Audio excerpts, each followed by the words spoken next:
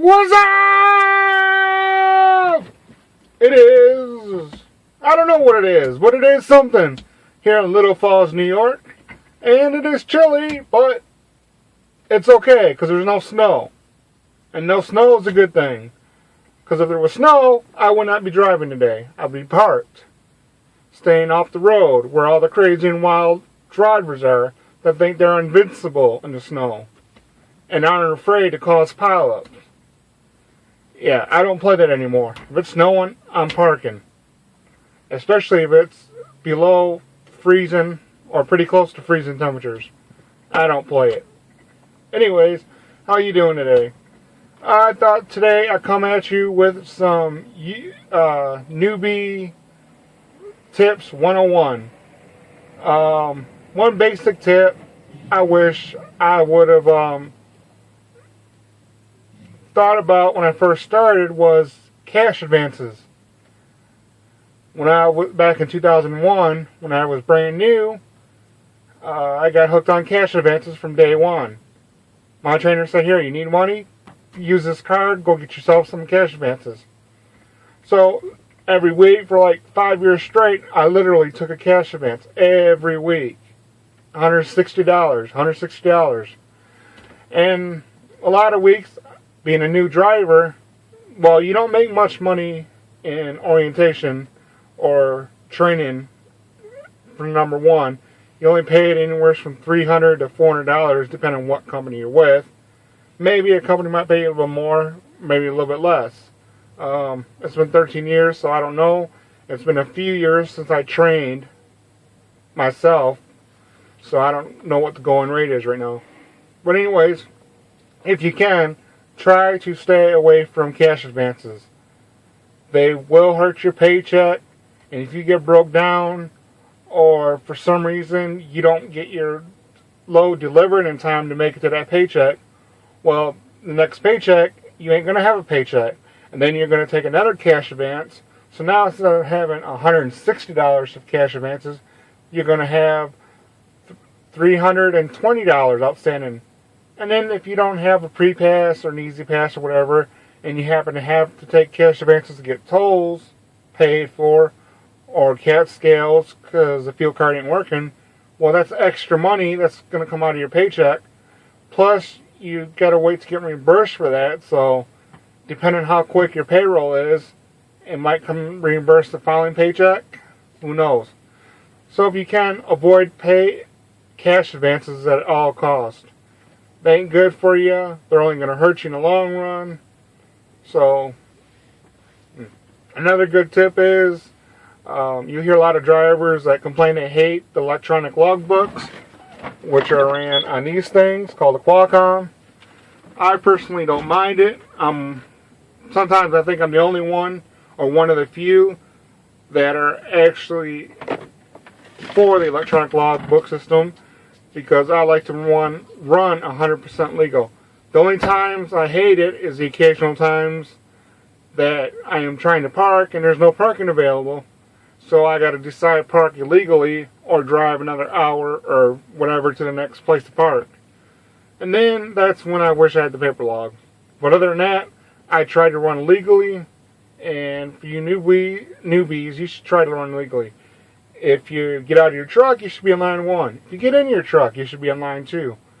If you in the parking lot and you're going to move your truck to like the other end of the parking lot, put yourself on line 4. You're not on the highway, so no, you don't need to use the drive line. Just put yourself on line 4, because you never know if someone's going to hit you, if Mother Nature's going to have a gust of wind, grab a tree branch, or something that, something that could shatter a window and throw it at your truck. There's tons of things that could happen. So you just want to cover your own ass. A lot of drivers saying that's stupid, that I'd actually waste my time, put myself in line 4 just to move across the parking lot or something. But there's been times in my 13 years where I've had close calls. When I was a brand new driver with USA Truck, a driver bumped into me. I was driving across the terminal parking lot. And then the company wound up chewing me out a little bit because I wasn't on logbook. So they said, if you're going to move your truck, put yourself in line 4, even if you're not going on the actual road. But I never got in trouble for it because it was just company truck versus company truck. You'll hear a lot of stories from other drivers, other companies. You really can't pay attention to that wholeheartedly because a lot of drivers will embellish their stories. They might be true in one account, but you don't know the details. Were they having a bad day prior to that moment and they just somehow fueled that to go wrong? There's been a lot of times where I know I've had bad days and then something happens and I just made it way worse than it needed to be, and I want to put the blame on that company or that driver or the shipper or the receiver.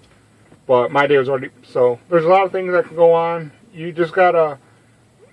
You can pay attention to the stories, but don't wholeheartedly take it at face value, because you never know what it might be. Another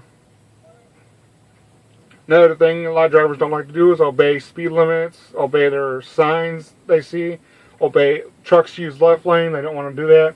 Trucks use center lanes, they don't want to do that. With CSA 2010, when you get a ticket, not only does it affect you and your pocketbook and your record, it affects your company now. And if you get like a speeding ticket, for example, a lot of people still want to go 65 into 55 zones on the highways or interstates. They don't think it's... A lot of us don't think it's no big deal. I agree, I do it too. I'll keep the hammer down sometimes. Not as much as I used to anymore, but I do sometimes. Anyways, if you get a 10-mile-an-hour speeding ticket before 2010, you just have to pay a fine. You get on your driving record for 4 years. Now it can keep you stuck at a trucking company if they don't fire you themselves for speeding. A lot of companies will not hire you if you got speeding tickets on your record because of CSA 2010. You will bring down their score if they bring you on board. And a lot of companies do not want to take that risk to lower their score. Especially a lot of these training companies, because they're having a hard enough time as it is trying to keep their safety record up, their score up, and stuff. So, in a way, these companies are a lot more stricter. They don't want to take on people that already have a record going. And you usually got to go anywhere from 4 to 7 years, depending on the magnitude of it, to not affect. So, just obey the speed laws. Yeah, it sucks going 45 mile an hour for 40 miles in a speed zone, or in a work zone rather. But the other thing is, you know, if someone hits you, or it's not going to be your fault because you weren't speeding. That's the other benefit to obeying the speed laws in the work zones or wherever you're at. Because if the other person was speeding, well then the wreck has a 99% chance of being blamed on them. Unless you're weaving, but then, of course, that's obvious. Alright, and the other thing is, I see a lot of drivers, newbies, everybody, they like to tailgate. And really, most people are not. They think, you might think you're prepared to slam on your brakes, to maneuver, but the truth is, hang on, let me pause this. And I'm back. Sorry about that interruption. Well, obviously you won't see it because I hit the pause button. I guess that's stupid to talk about that. There was a train going by, so I did not want to compete over the train. And by the way, I am on my cell phone. I have no laptop to make any recordings. My laptop is broken. And I have not found any good software, so that's why I'm just making this boring old suggestions for newbie video. I'm hoping to get a new laptop soon with the software I need to make cooler videos and stuff. But anyways, back to the topic at hand, is suggestions for newbies. Alright, so we covered try not to get stuck in a cash advance system, because that's going to hurt you in the long run. The more you use it, the more it's going to be against you. Try to run legal and log legal. No matter what you're doing, if you get out of your truck, line 1. If you get in your truck, line 2. If you're moving across the parking lot, line 4, just in case something happens. Yeah, on that note, yeah, some days your miles will be affected big time because you're logging legal. But you don't have to worry about nothing. You don't have to worry about getting in trouble if somebody crashes into you. you don't have to worry about nothing because you're 100% legal. No violations, nothing can go wrong with your logbook being legal. It's just safer to log legally. Those super truckers that like to run 900 miles in an 11-hour period, well, I don't know what to say about them, but that's what they want to do, so be it. But it's not worth it, because at any given moment, something can happen. This is life, after all. It's not fixed. It's not scripted. Stuff can go wrong at any given second, and you just want to make sure you got your ass covered. So, always run legal to the best you can. Yeah, like I said, occasionally you're going to look for a place to park at 10 hours and 55 minutes, and you're not going to find something. Then you got to decide, do you want to park illegal?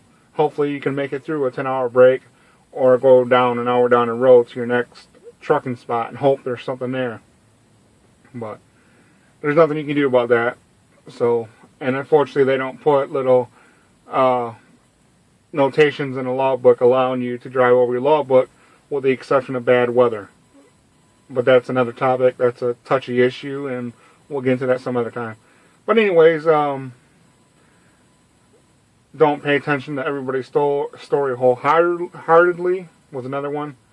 You can listen to their stories, you can put it in your head, but don't take too much into it, and try to keep in mind they could have had a bad day that day when they're telling the story. They're leaving that out. They could be embellishing in it. Everybody likes to make their stories sound way bigger than it is, just because it's more entertaining that way.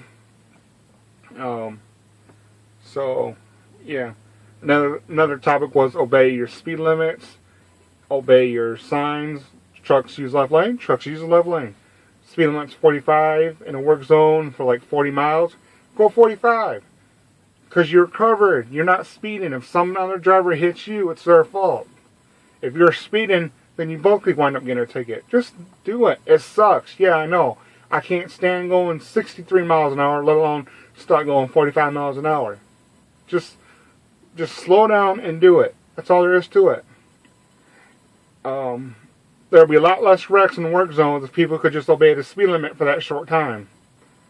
So, it's not worth it, because it's CSA 2010 too. If you screw up in a work zone, you just screwed yourself. You screwed yourself from another trucking job. You never know what's going to happen. Alright, another issue I was getting ready to come to when the train came was tailgating. A lot of drivers like to tailgate. I see it day in and day out. I see a lot of close calls where drivers barely maneuver because the four-wheeler in front of them slowed down, or they switched lanes in front of them. Well, not switch lanes, but they wanted to switch out of that lane, so they slammed on the brakes, and that truck that was behind them just barely switched lanes to avoid hitting rear-ending them. There's no need for that. Try to always keep at least another truck and trailer length. I don't care if it's another car you're following, another truck you're following. Try to keep at least a one tractor trailer length minimum. Yeah, that gives you a lot better chance than if you're less than a car length away from them. For emergency stopping, switching lanes, it's just not worth it. We're 80,000 pounds. At the lightest, we're at 33,000 pounds if you're empty. And if you're bobtailing, you're still at 19,000 pounds. It is not worth risking a wreck. Stay off of the other people's butts. Like I said, I try to keep a minimum of one full tractor trailer length from the people in front of me. And then when I know I can go a couple miles faster than them, I go and switch lanes. Some four-wheelers will still fly around me once I switch lanes to pass this guy, because there's that gap.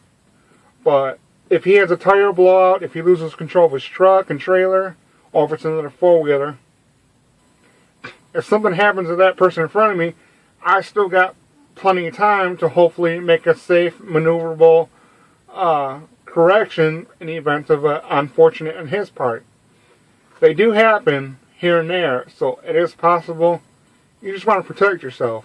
And another thing is, I like to think of sort of from Patrick Swayze movie on Dirty Dancing.